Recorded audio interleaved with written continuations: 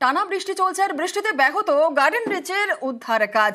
3 ঘন্টা পর আজ শুরু হলো উদ্ধার কাজ। গার্ডেন রিচে উদ্ধার কাজ শুরুতে আজ একটু দেরি হয়েছে। ঘটনাস্থলে এনডিআরএফ, ডিএমজি এবং পুরসভা।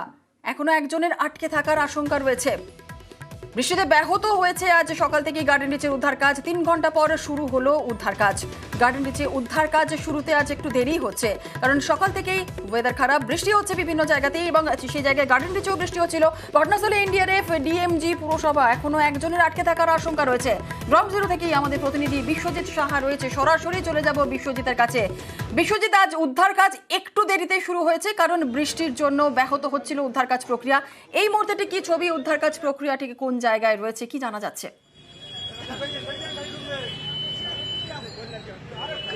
দেখো, প্রায় 3 ঘন্টা পর উদ্ধার কাজ আজ শুরু হয়েছে এবং যে প্রস্তুতি সকাল 6টার পর থেকে শুরু হয়, 7টা থেকে উদ্ধার কাজ শুরু হয়ে যায়, সেই উদ্ধার কাজ শুরু হতে 10টারও বেশি সময় লেগেছে এবং এনডিআরএফ এবং তার সঙ্গে কলকাতা পুলিশের ডিএমজি, দমকল বাহিনী তো রয়েছেই, তার সঙ্গে আজ কলকাতা পুরসভার যারা কর্মী রয়েছেন তারাও যোগ দিয়েছেন, কারণ এই ধ্বংসস্তূপ সরাতে হবে।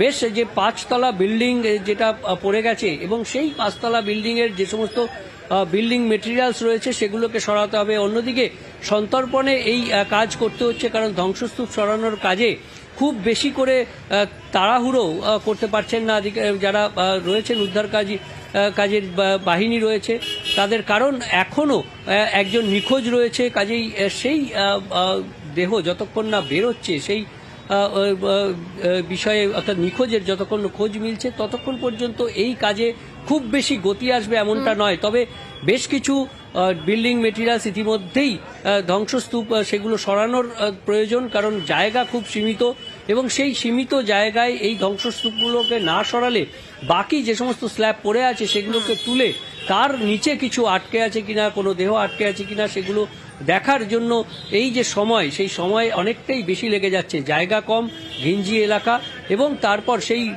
যে বিল্ডিং মেটেরিয়ালস যেগুলো ধ্বংসস্তূপে পরিণত হচ্ছে সেগুলোকে নিয়ে বাইরে বের করা, এই সবকিছুতে এই একটা সময় সাপেক্ষ ব্যাপার। তাই কাজের গতি কিন্তু অনেকটাই স্লো। পাশাপাশি আরো একটা বিষয় জানতে চাইবো যে কলকাতা পুরসভা থেকে কোনো টিম কি, তারা কি আজ পর্যবেক্ষণের জন্য আসছে? উচ্চপদস্থ কোনো কর্মচারী, কোনো কর্মকর্তারা তারা কি এসেছেন?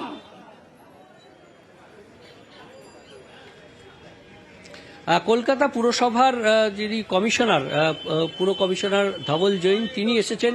তিনি সকালেই পৌঁছে যান ঘটনাস্থলে, কারণ দুটো বিষয় আজ কলকাতা পুরসভা যেমন এই যে বিল্ডিং মেটেরিয়ালস অর্থাৎ ধ্বংসস্তূপগুলো সরানোর যে কাজ করবে, তার পাশাপাশি আরও একটা গুরুত্বপূর্ণ কাজ রয়েছে। গতকালই কলকাতা পুরসভার যারা ইঞ্জিনিয়ার তারা এসে 6টি বাড়ি চিহ্নিত করেছেন, তার মধ্যে একটি বাড়ি বিপজ্জনক, কারণ যে বাড়িটি ভেঙে পড়ে গেছে সেই বাড়িটির সংলগ্ন এই বাড়িটি, যে বাড়িটি আরও একটি বেআইনি বাড়ি এবং এই বাড়িটি বিপজ্জনক অবস্থায় আছে, কারণ সেটাকে ভেঙে ফেলতে হবে এবং সেই ভেঙে ফেলার কাজটাও কিন্তু কলকাতা পুরসভার কর্মীরা করবেন। কাজেই এই দুটো বিষয় খতিয়ে দেখতেই আজ সকালেই পুর কমিশনার ধবল জৈন তিনি ঘটনাস্থলে আসেন এবং তারপর কিছু সময় থেকে আধিকারিকদের সঙ্গে কথা বলে প্রয়োজনীয় নির্দেশ দিয়ে তিনি ঘটনাস্থল থেকে বেরিয়ে গেছেন। এই যে বিশ্বজিৎ, এই জায়গা থেকে আরো একটুখানি ক্লিয়ার হবো, জানতে চাইবো যে এই যে বেআইনি নির্মাণের রমরমা তো আমরা সেই ছবি দেখছি, পাহাড়পুর রোডেও তো হেলে পড়েছে এই বহুতল। আতঙ্কে রয়েছেন এলাকার বাসিন্দারা, তাদের আতঙ্কে দিন কাটছে। বহুতলের বাসিন্দারা কি বলছেন?